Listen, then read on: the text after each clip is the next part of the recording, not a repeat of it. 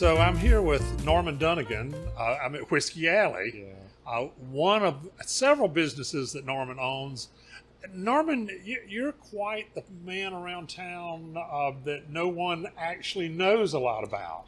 So tell us your path. How in the world did you get here? Because I think you were in another career path altogether at one point, and you made a turn. I was corporate America. I was working at Frito-Lay. I'd been there for 14 years, and I'd worked my way up in that company.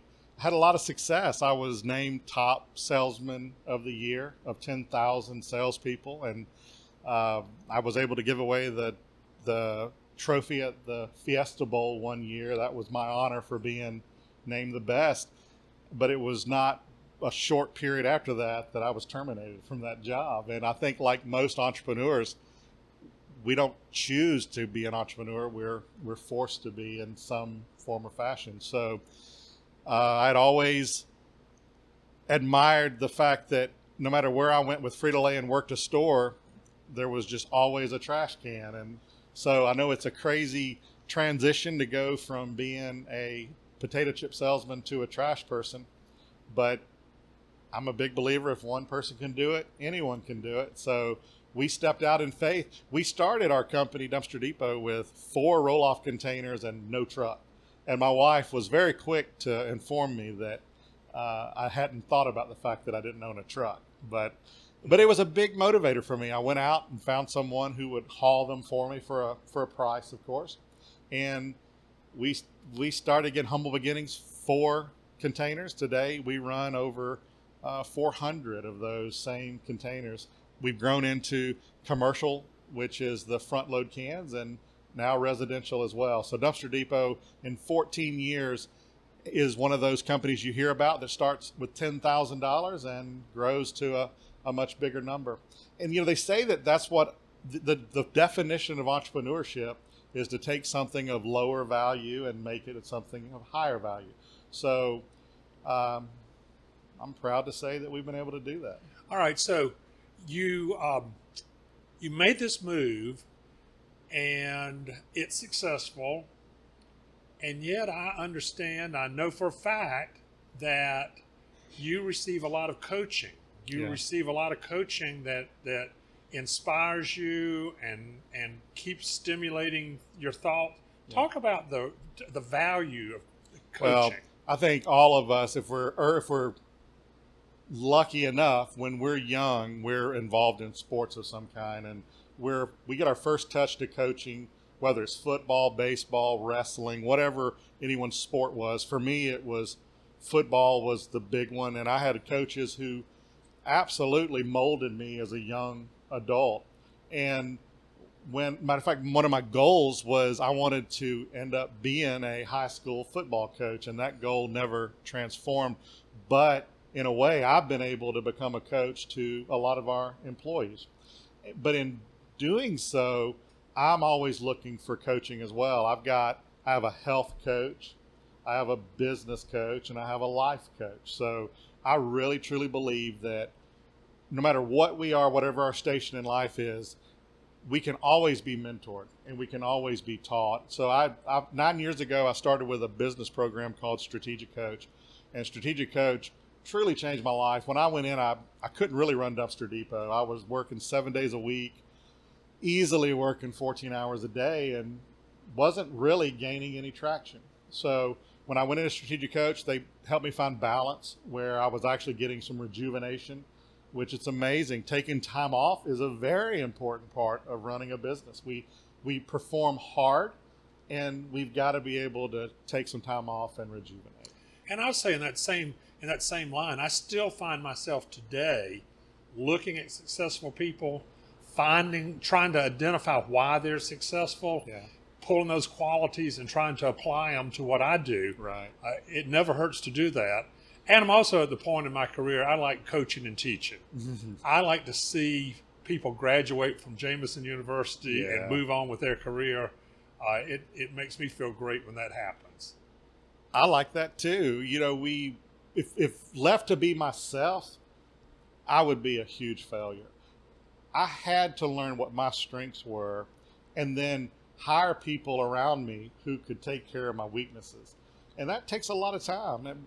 We started with one person, and today, throughout our whole organization, we've got 90 people that are all pretty much working in their unique ability. We find quickly what they're best at, and we find quickly what they're not good at. And we try to eliminate them from doing the things they're not, focus on the things they are. I think people can enjoy their job a lot better when they have passion for what they're doing. And in that line of thinking, it took me until I was mid-career to really understand that I could say out loud, I've got some weaknesses. I can't do all these things as good as some other people can. Yeah. And then to hire folks around me that could fill in my gaps. Mm-hmm. It takes I don't think that business owners instantly come to that conclusion. Well, you mentioned graduating from Jameson University. The thing is, as you go through life, you gain a lot of knowledge. And using the knowledge is a good thing, but there's a difference between wisdom and knowledge. And I think wisdom only comes with that mid-level to higher level learning. So it's what I always talk to you about. I know that I'm a board member of the chamber, and I know that we're getting close to where you've got to make some decisions on your life. And so that's what I'm trying to really just sell to you, is that you have a wisdom that if you decide to just retire, we lose in this area. And your wisdom is valuable, and I don't want to see it go away. Well, let me make it clear. My retirement plans are a long way off. That's good. I hope. That's good. Well, we don't want to talk about that right now. Okay, so Norman, as an entrepreneur, we don't see very many entrepreneurs in Aiken, or if they are here, they're not making themselves known. Are there barriers? Are there obstacles that we need to be working on that would help an entrepreneur launch? I believe that there are plenty of barriers to keep people from going into small business. I'm a true believer that you're either an entrepreneur or you're not. Okay. And I think that the mindset of an entrepreneur is different than a lot of people. You either have a consumer mindset or an entrepreneurial mindset. So if you love to buy things, I'm just going to tell you that's probably a filter that says you're going into the wrong direction. There are people who have businesses who just barely make it. And it's because those are lifestyle entrepreneurs. They're in business to have a lifestyle, and they want everyone to see that they're successful. There are entrepreneurs like myself who truly want to develop people, who want to develop businesses, and they want to take something from a lower level, make it a higher level. If that's your mindset and you're working for someone, I'm saying you're not reaching your full potential. We've got a journal day planner. It's called Goalpost Journal. And you can go to goalpostjournal.com and request a free copy of this. But if you have ideas that you want to be an entrepreneur, this is a great way for you to start setting goals and really thinking about your thinking. But people are made to be safe today. Think about when we go out, you get your grandchild jumps on his bike, he's got a helmet and elbow pads and wrist pads and knee pads. We're so afraid of failing, and we're so afraid of getting hurt that's a barrier for entrepreneurs today. I'm a big believer in go out there and get hurt. I had 3 failed businesses before I had a successful one, and the third one put me into bankruptcy. So we lost everything when I was 23 years old. So imagine when I went home and told my wife, who had lived through those 3 failures, hey, honey, I got a great idea. And so it's okay to fail as long as there's learnings from every failure. I would have never been a successful entrepreneur without the early failures. Another barrier, I think, is again, not having a network, which is exactly what I think that the chamber provides for a lot of small businesses. So I'm a small business. I've got several, and every one of them are members of the chamber. And I have a really good understanding of what the chamber does at a high level and what the chamber does at a local level.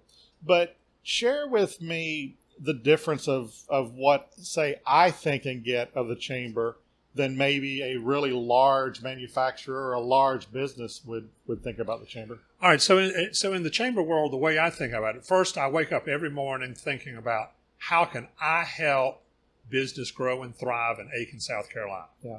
So I'm thinking about that as a big picture. And then I have an understanding that I've developed over the years that I'd say when I first got in this business 40 plus years ago, the community was pushing that cart of progress up the hill. Everybody was wanting their community to grow and thrive, and everybody was behind this push to see that happen. But what I've seen over the years is that the larger businesses are more macro and wanting to see the community be successful. The small businesses are standing along the parade route hoping something falls off that helps them stay in business until tomorrow. Yes. So I've got one group of members, and 90+% of our members have 10 or fewer employees. So we've got 1,000 members, but they are mainly small businesses. And so they need different products and take advantage of different products that the chamber has. The connection opportunities, where people see each other, meet each other, get the chance to pitch their product, talk about their goods and services, or either form collaborations that spring forward. So I've got that size business. Large businesses don't need as much of that. And what I have finally found out is they want to do what's right for the community's future. They're out there vying for new product lines to run in their industries. They're at headquarters saying, Aiken's the place for this. Aiken's the place for this. And they're bringing things that help build the economy. So to keep them strong and prosperous and positive about our community is very important. So, and then you've got mature businesses that don't need very much but want to give back to the community. You've got brand new businesses that are very needy, and we hope that we have the right product to help them move on in their business future. Yeah. Early in my business career here in Aiken, I was meeting with Joe Lewis, and Joe is a past board member as well. Chairman of our board, yes. And so he knew I was green, and he knew I didn't have a lot of knowledge outside of just being a hard worker. And he said, Norman, I'm going to give you some advice, and whether you take it or not is up to you. But you can't grow a business without good partnerships. You got to have a fantastic accountant, a fantastic banker, a fantastic attorney, and you got to be a member of the Chamber of Commerce. And I think that is advice that obviously I still think of today. I absolutely took his advice, and I would recommend to anyone who's listening that if you're not a member of the chamber, you absolutely need to do this to fulfill all of your goals of business. So Norman, we were talking about entrepreneurship. And I think people confuse the term entrepreneur with maybe small business owner. Yeah. What's the difference in your mind? Well, so statistics tell us that, first of all, 50% of all businesses fail in the first 3 years. It goes to where there's only about 5% of businesses make it 10 years. That statistic also flows over to first-generation business owners. 80% fail in the first 5 years. The second generation has 10% of those companies make it more than 10 years. And then third generation businesses, less than 3% run the business successfully for 3 years. So I would say that gives us some indication to the difference of an entrepreneur and a business owner, because the person who has the passion and the desire to put everything it takes to make a business successful still only has 50% chance of being successful. But by the time that person has had a successful business and raises up a child who takes over the business, doesn't necessarily mean that child is an entrepreneur. And it doesn't really even mean they're a business owner. And the truth will be told in the length of time that they can keep the business going. But only 3% of third generation businesses can make it 10 years of owning the business. So business owners, I think, are someone who are put in a position of where they run the business either as a lifestyle business or they run it because they've taken it over from someone else. An entrepreneur is someone who is willing to do absolutely everything it takes, the lost hours of family, the loss of their fortune in some cases, just to make it work. There's the saying that an entrepreneur is the only person that will work 80 hours not to work 40. And so I think there are a lot of folks out there that don't realize the risk, the passion that small business owners or entrepreneurs take, and don't realize what business does for our community. Yeah. Supporting the little league teams and giving to other philanthropic needs and propping things up. People, that's why we feel like we have to awaken Aiken to the value of business, and that I want Aiken known throughout the Southeast as a pro-business community, a community that supports and encourages and enhances business growth. Well, I chose Aiken. I lived in Evans when I started Dumpster Depot, and I chose the Aiken business community to be my home. And I think I go through what every small business owner goes through, where you have pride in what you do and you want your name out there for the things that you get done. But I think naturally over time, success makes it to where it's no longer about me. I want to make great teams, and then I want all of the light to be on them. So you were saying that I do a lot of things, but a lot of people don't know. That's by design. I really do want to lift up the partners that I have and the collaborations I have and make sure that they get all the credit. Ronald Reagan said that you can accomplish anything in life as long as you don't care who gets the credit. And I try to live my life that way. I've seen that over and over. I know this is a sidebar, but I had a dream last night that I got a new job in a big city, and the condition of me taking that job is they had to hire my entire professional team from the Aiken Chamber because I didn't think I could do it without them. I love that. And so I think that's the way we try to function at the office, where everybody knows the direction we're headed in, and I have great confidence in my team. I tell you, you call it a dream. What it sounded like to me was a nightmare because of the end result would be you going somewhere else. I'm too old to go somewhere else. All right, so in this business path, you might have had some other steps, but then you found the alley. Yeah. And I tell everybody, Norman Dunagan is the mayor of the alley. And so, talk about your experience of working in the alley. How two companion type businesses, emphasizing different products, different customer base, I would think to some degree. Yeah. Talk about life in the alley. Well, so the opportunity in the alley really came along from us having a failure. We opened a business. It was called Aiken Organics, and what we were trying to do was provide clean local food to anyone who was concerned about their nutrition. The thing is, that's a tough business. You're competing with the norm, and that is going to a grocery store and paying a really low price for corporate food. So we really never gained traction on that, but I found an amazing entrepreneur through the process, which was Alexandria Neese. So Alexandria was just saying, what are your thoughts of us maybe letting this close? And I told her, absolutely. Let's get you to something that you can enjoy. And they had been out to Denver and saw this model of a self-serve tap room.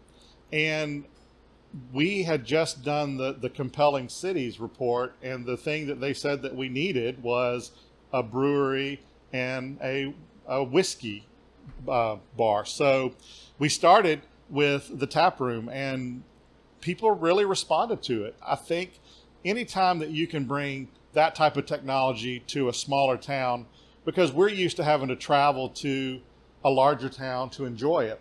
And I think that that's huge for any small town to be able to offer those type of amenities so that people can enjoy their own town instead of going somewhere else. So that was a huge success. Not long after we opened it, the old DeVore's building came open, and DeVore's was one of my favorite places to eat in Aiken. Mine too. But I couldn't afford it at the time. So when it closed, I was thinking, man, I would just love to have that back. So when we started thinking of this opportunity, I really pulled from a lot of the experiences that I had in Chicago. And I love just the deep wood grains. I love the smaller atmosphere so that it's always got some really good energy, no matter how many people are in the building. And I wanted to bring that to Aiken. A lot of people told me don't do it. My consultant said that we didn't need another restaurant. And my marketing team said they see them come and go. But the fact is, that's what entrepreneurs do. We take chances. And it was a chance that I was willing to make. And we're very thankful that it did. Just as people responded to the tap room, they responded well to Whiskey Alley. I would say that we're probably one of the top 3 restaurants in Aiken. So if someone out there has never tried Whiskey Alley, you absolutely have to come and at least experience the atmosphere. But I think you'll fall in love with the customer experience.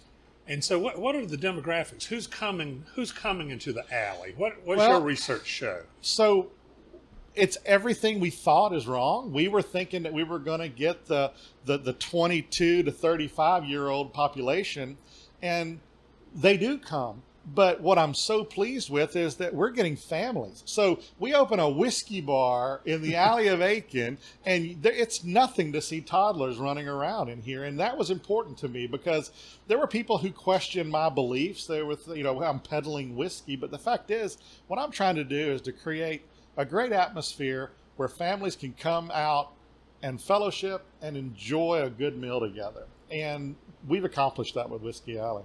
So far we've talked about garbage, beer, and whiskey. Yeah. And I understand now ice is in your future. That's right. Talk about that. Well, we've been taught collaboration at Strategic Coach now for about 3 years.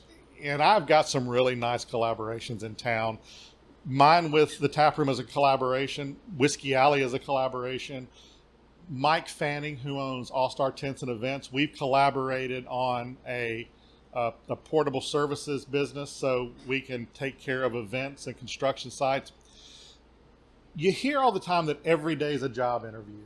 And that's just the way that it is for me. I'm constantly watching people, and I see them at their best. I see them at their worst. And I choose who we do business with in the future. And Mike was one of those people where when an opportunity came, it didn't even take a second thought. I'd been working with Mike on Sundays cleaning up events for years and years. So I knew he was a hard worker. I knew he was very ethical. And I knew that he had a smart business mind. So we started the portable business. But then Mike came to me with the idea of the ice rink and having it here at Christmas time.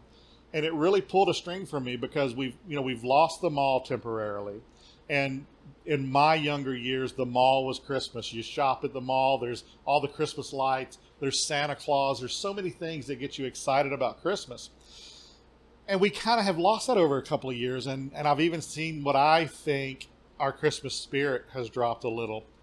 But it's my belief that we're going to have this Christmas village. We're going to have the ice rink. And it's at the place where 36,000 people are going to go see Hopeland Gardens. So you wait 45 minutes in line to ride the bus over. We're going to offer something called a Fast Pass where you can come, buy your Fast Pass, enjoy 30, 45 minutes of ice skating, get on Freeloader, ride over, and step right on the bus. So no 45-minute wait. We think that the Christmas spirit in Aiken is going to be elevated by the smells, the sounds, the sights, the experience of the ice rink that we're bringing to Citizens Park. It sounds like fun. I'm excited. Now, when we have the ribbon cutting, we need to practice. You and I need to practice a little bit of our ice skating. Since I've never had ice skates on, this could be a catastrophe. You know what? I said I didn't need to go out there and break any bones, but for the blooper reel of that, I think we absolutely need to do it. We have got to do it. All right, now, so you talk about all this passion and drive for free enterprise. Yeah. And yet, you love freeloaders. Well, so So what is freeloaders? it's my belief that every small problem is and can be solved by entrepreneurs. And in Aiken, we've got a small parking problem, and we haven't been able to figure out a solution. It's coming. I know that it's coming, but in the interim, I wanted to take care of our parking issue, or at least the perception that there's no parking downtown. We have people that haven't enjoyed downtown. They don't even think about coming downtown, and they say it's because there's no parking, it's too busy. We believe that Freeloader was the answer to that. Freeloader is a free downtown shuttle that is sponsored and supported by small business. And isn't that a great solution when there's collaborations of several businesses to take care of a problem? So it's a simple text to ride shuttle. Yep. We would like for people to park wherever they want downtown. Call Freeloader. We pick them up. They can go to their favorite restaurant. They can shop afterwards without the fear or discomfort of carrying all their bags back to their car. Once you're through shopping, you text Freeloader, you're brought back to your car safely, and then off you go. So we want more people to experience Freeloader. I would say go to freeloader.com, learn more about it.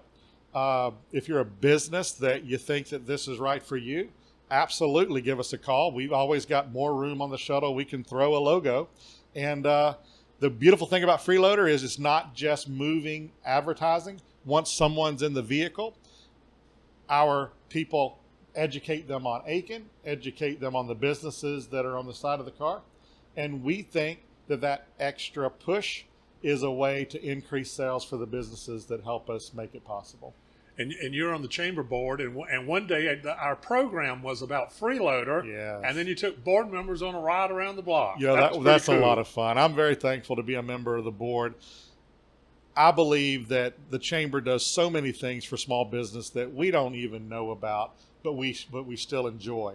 So my hopes are that the podcast that you guys are doing now is a great way for members and non-members both to see the impact of Aiken Chamber. And, so I would like to ask you a quick question. I know that we are one of the top chambers in the nation, and I don't think that should go not said on this podcast. Well, thank you. Yes, the Aiken Chamber has a 5-star accreditation from the U.S. Chamber. Yeah. We are one of just over 100 chambers in the country that have this designation, and we've had it for 10 years now. All right. So we're real proud of that. The first time, it's a 5-year accreditation, we're judged in 9 categories. Mm-hmm. And the first time we were accredited, we got a perfect score in 1 category. We're doing our end zone dance. We're real proud of ourselves. Yeah. But we said the next time around, we've got to improve. There's other things we can do. And we did exactly that. And so the second accreditation, we scored perfect scores in 6 of 9 categories. So that kind of continuous improvement is what you've been talking about, is how you manage and how you function. And so we're trying to do the same thing. I'm running a business. I'm running a chamber that helps business. Right. But that's what I'm all about. The chamber serves all business, whether it's the biggest businesses in town, mid-size or small. But I take pride in all of the people who have dreams of being an entrepreneur and those people who are starting businesses. And I just want to say that anybody that is thinking of starting a business, that one of the first things you need to do is join the chamber. It gives you credibility. It gets you networking with other small businesses. And when you step into that role of being an entrepreneur, it's like stepping on an island. You literally, at that point, have no more support from anyone else except for yourself. So you've got to make those connections, and the chamber is the place to do that. It allows you to meet someone else who has small businesses. Once you build those relationships, when you have a problem, you get the opportunity to call on that person who is, without a doubt, experienced the same problem you Sure. have. We all have ceilings of complexity, and it's our job as entrepreneurs to figure out how to break that ceiling of complexity. And it helps build collaboration too. Yeah, Some without a business doubt. opportunities. Yeah. So what did it mean to you a few years back at the annual dinner, the chamber surprised you and named you Small Business of the Year? What did that really mean? I wish I could express the pride I felt that night. That, first of all, I absolutely couldn't have been more surprised. We were a young business. I want to say that it was our 8th year in business, and we just worked hard, but we didn't know anyone was looking. Right. And I think that that's probably the best award that I've ever received. I know that my team, it lifted them up so much. We literally ran that next year on all of the air blown into us by what that award gave us. But it was a great honor for my team. It literally justified all of the hard work that all of our members put in. So I was surprised. I'm thankful. And I can tell you, I still shamelessly plug that every chance I get. All right. So I tell people, I say a lot of times, by all the powers vested in me as the chamber president, which are absolutely none, Yeah. I now hereby decree you king for a day in Aiken. What would you do if you had 24 hours in Aiken that you could accomplish anything? If I could accomplish anything, I would eliminate the envy that people have in our town. We've got people that don't work together, but we have so many assets. We have so much collaboration that could be done in this town. And if we could just get everyone on the horse riding the same direction at the same time, there's nothing that we couldn't accomplish in Aiken. I love this little town. I've often shared that when I was with Frito-Lay, I saw hundreds of dying towns. I would drive through and see empty buildings. It's happening today. We took a tour with the chamber where we saw that one of the towns on the way over to see Sunoco, that To Hartsville, yeah. Hartsville, there was literally a town with almost every building closed in the small community. That's happening all over. So we live in Aiken. We assume that everyone lives like we do. But what we have to understand is we are blessed to have a downtown area that is as vibrant as ours. And the people downtown, we are all one big living organism. And if we've got to work together, if I could do anything, I would get all the businesses working together on the same horse, riding the same direction. We're trying to do that. So in that regard, you talked a little about building relationships. You were part of our Aiken Mosaic group that we just finished with, and we matched non-traditional leaders and traditional leaders. What was your takeaway from that experience? I went in and, like I was just saying, get everyone on the same horse, riding the same direction. There's people who see things differently, but that's exactly what Aiken Mosaic was all about. It was about getting different people from different backgrounds in a room together and finding more about what were our similarities instead of what was our differences. The thing is, the last meeting that we had was so productive. And again, I'm talking about my small group, that we enjoyed each other so much in that meeting. And I hated that it was the last one, because we really were on the cuff of solving, I think, a really big problem. And then it kind of went away. So what I'm hoping is that the wins that everyone walked away with from that I hope it continues, and I hope it doesn't just, our lives get busy and it goes by the wayside. Well, there was certainly a lot of people in the room that didn't know each other, that know each other now, that understand what they're doing in the community. And I'm convinced that that first night when we went around the room and we introduced ourselves to each other, I got goosebumps. And that doesn't happen often. But I'm thinking, we have got the people in this room that can make anything they want to happen. And I felt like that was where we were. Yeah, I'm confident with the people we have in this community. I'm confident with the leaderships that we have in place. We have everything we need to make a big difference. One thing I think that as a community we've got to focus on, though, is either recruiting or maintaining the younger population that we have and need to be a vibrant community.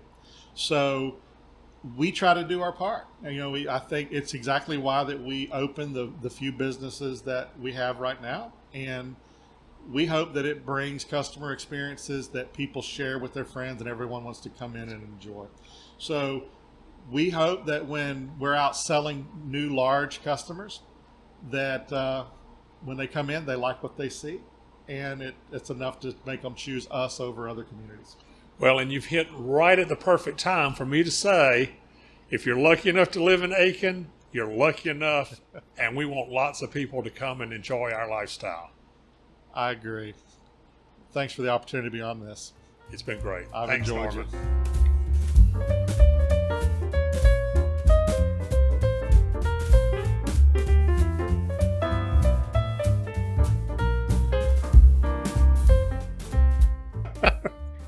Well, good. All right. Well, anything else we want to throw in there? Did we meet your goals? I know they were high.